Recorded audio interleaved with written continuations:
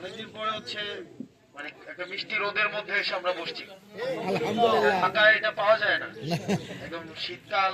আগে এটা আমরা যখন বেড়াইতে যাইতাম ঈদের ছুটিতে নানার বাড়ি বা দাদার বাড়িতে, তখন দেখা যেত ঈদের ছুটিতে ডিসেম্বরের শেষে এরকম করে রোদ পোহানো। আর এটা হচ্ছে আগের রাতের ভাত, আগের রাতের ভাত গরম করে, তার এটা করকরা ভাত। হ্যাঁ, পছন্দ আপনার করকরা ভাত। আর আগের রাতে রান্না করে রাখা শিম তরকারি গুঁড়া মাছ দিয়ে খাইছেন না আপনারা? আপনারা মনে খান না এসব? খাইছেন? ধন্যবাদ দিয়ে পুরি শুকিয়ে দিয়ে না, অসাধারণ তাই না? ওইটাকে সব পরিবেশে খাওয়া যায় না, এটা খাইতে গেলে এরকম একটা পরিবেশ লাগে। তো যাই হোক, আপনারা সবাই পরিবেশে সবাই একত্রিত হয়েছেন। আপনারা অনেকেই কৃষিকাজের সাথে জড়িত ছিলেন, ছিলেন না? কৃষিকাজ তো করছেন একটা সময়। আপনারা বাড়িতে লাউয়ের চারা লাগাইছেন কখনো? লাগাইছেন না? একদম টিনের পাশে ঘরের সামনে লাউয়ের চারাটা লাগাইয়া, তারপরে চারাটা যখন একটু বড় হয়, একটু বড় হয়, তখন আমরা কি করি? এটা বাউনি দেই না? এটা কি জাহা? জাহা দেই তাই না? জাহাটা দেশিল দেয়, গাছটা এফিলে পায় নাকি? জাহা যদি দেয় দক্ষিণ ফাইল, গাছটা যায়। জাহা যদি দেয় উত্তর ফাইল, আর জাহা যদি না দেয় গাছটা কি বড় হয় আর না? গাছটা ওই নিয়ে মরে জায়গা। গাছের জাত যতই ভালো হোক, জাহাটা যদি ঠিকঠাক ভাবে না দেওয়া যায়, গাছটা কি বড় হয়? গাছটা কি আর বড় হবে? বড় হবে? এই যে জাহা দেওয়া, এটা এই যে ধরেন আমাদেরকে অনেকেই বলে, প্রশংসা করলো, এটা করলো সেটা করলো, এগুলো আসলে লাভ হবে না যদি আপনারা জাহাটা ঠিকঠাক ভাবে না দেন। আমি মানে বুঝাইতে পারিনি, আমি বুঝাইতে পারছি? আপনারা যতই দূর থেকে দাঁড়াইয়া জাহাটা না দিয়া যদি আমি লাউ গাছের চারাটা লেগে দোয়া করতে চাই, লাভ হইব?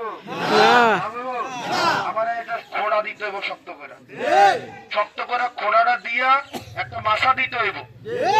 মাছাটা দেওয়ার পরে লাউ গাছটার কাম হচ্ছে বাইরে বাইরে যাওয়া। বারণের কাজটা কিন্তু আপনার না, আপনার কাজ হচ্ছে জাহা দেওয়ার একটা।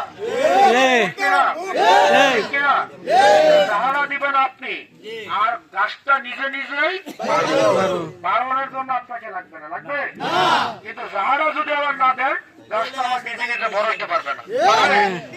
তার মানে আবার জাহারা দেওয়ার দায়িত্ব কার? আমি জাহারা দিতে রাম, এটা আমার জন্য সম্ভব? জাহারা দিব কেডা? দিব জনগণ। আমার একটা কষ্ট আছে, আমার একটা কষ্ট আছে। আপনারা তো আমার কাছে অনেক অভিযোগ দেন, আমার একটা অভিযোগ আছে। ঘরের মানুষের লগে কি মেহমানদারি চলে? চলে? মানে আমি যদি ঘরাইয়া বুঝার লাগে আমার জাহা দাও, জাহা দাও, এটা নাকি আপনারাই করার দরকার ছিল। ভাতিজা তোমার আমার দরকার নাই, তুমি অন্য জায়গায় থাও, তোমার জন্য জাহা রেডি হয়ে গেছে।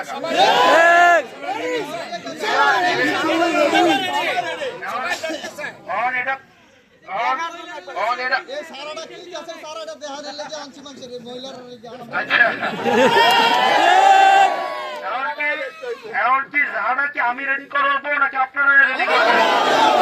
রেডি হয়েছি রে?